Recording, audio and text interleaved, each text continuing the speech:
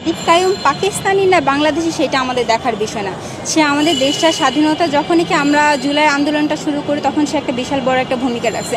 আমরা বেসিক্যালি মানুষকে তার কার্যে চিনি, সে তার জন্মস্থান কোথায়, সে কোথায় বড় হয়েছে না বড় হয়েছে, সে কোথায় আছে কোথায় থাকতেছে, সেটা আমাদের দেখার বিষয় না। একটা স্বাধীনতার সময়টাতে সে একটা অবদান রাখছে, আমরা সেই হিসাবে না হয় তাকে আমরা চিনি, সেই হিসাবে না হয় আমরা জানি, অতটুকু যথেষ্ট। আমরা যদি সম্মাননা দিতে পারি তবে আমরা সম্মাননা পাবো, ঠিক আছে। একটা মানুষকে তার জন্মগত বা জন্মস্থান নিয়ে আমরা কথা না শোনাই, শুধুমাত্র তার কার্যকলাপ নিয়ে আমরা বিবেচনা করি, তাহলে মনে হয় আমাদের জন্য ভালো হবে, আমাদের দেশটা আরও সুন্দর হবে, বরং আমরা আমাদের মধ্যে যে ভাই ভাই একটা সম্পর্ক বা আন্তরিকতা, এই জিনিসটা আরও বেশি সুন্দর হবে।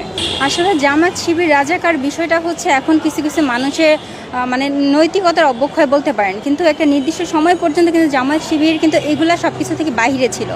এতদিন পর্যন্ত আমরা জানি কি আওয়ামী জঙ্গির বিষয়টা, যে জিনিসটা নিয়ে এতদিন আমরা আন্দোলন করছি, আমরা স্বাধীনতা দাবি করছি, সেটা বেসিক্যালি কী ছিল, যারা জুলুমকারী অত্যাচারী তাদের বেসিসে, তাদের এগেনস্টে। এখন সেই জিনিসটা এখন কী হয়েছে, আওয়ামী লীগ হয়তোবা এরকম কিছু পক্ষপাতিত্ব লোক আছে যারা নাকি ওই জিনিসটাকে কেন্দ্র করে বা মানুষকে উস্কে দেওয়ার জন্য হয়তোবা এই জিনিসগুলো আনতেছে। জামাত শিবির একটা শক্ত একটা দেশ, আমি মনে করি যে একটা দেশকে স্বাধীনভাবে সুন্দরভাবে চালানোর জন্য একটা ইসলামিক দৃষ্টিভঙ্গি থেকে যদি আমরা চিন্তা করি, সেক্ষেত্রে এটাকে শান্তিপূর্ণ একটা বইতে আমরা চালাইতে পারি।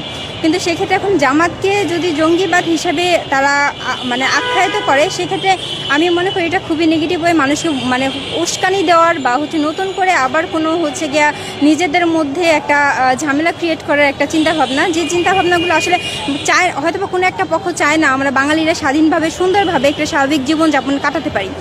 তো ওই হিসাব থেকে ওই সাইড থেকে আমি চিন্তা করি যে যারা নাকি এই ধরনের চিন্তাভাবনা বা উস্কানিমূলক কথাবার্তা বলে, তারা যেন তাদের কথাতে আমরা যেন কান না দিই। আর জামাত শিবির জঙ্গিবাদ নাকি জামাত শিবির মনে করেন জুলুমকারী বা অত্যাচার এরকম কোনো কিছু না, যে এটা শুধুমাত্র আমরা তাদের কার্যকলাপে দেখতে পারবো, ঠিক না। যদি তারা এরকম কোনো কিছু জুলুম করে আমাদের উপর, তখন আমরা বলতে পারবো যে তারা জুলুমকারী। আদারওয়াইজ আমরা একটা মানুষের কথা শুনে তারা জুলুমকারী বা তার অত্যাচারে এই জিনিসটা আমরা কান না দিই।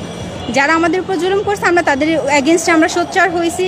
এখন যারা আমাদের উপর জুলুম করবে না, তাদের কি বিষয়টা দুই চার জনের কথা শুনে যদি আমরা তাদের এগেনস্টে উস্কে যাই, তাহলে দেখা যাবে আমরা যে বিষয়টা নিয়ে আন্দোলন করে আসছি, এখন ওই আন্দোলন দেখা যাবে প্রস্তর ভিত্তিটাই তখন নড়বড়ে হয়ে যাবে, ঠিক না। এখন একটা মানুষ বাইরে থেকে এসে বলবে ও জামাত শিবির মনে করেন জুলুমকারী বা মনে করেন যাই একটু নেগেটিভ কিছু বলবে বলে এখন আমরা আন্দোলন করে একটা সফলতা পাইছি, স্বাধীনতা পাইছি। এখন তার মানে এই না যে যে কারো কথা শুনেই আমরা নাচতে থাকবো।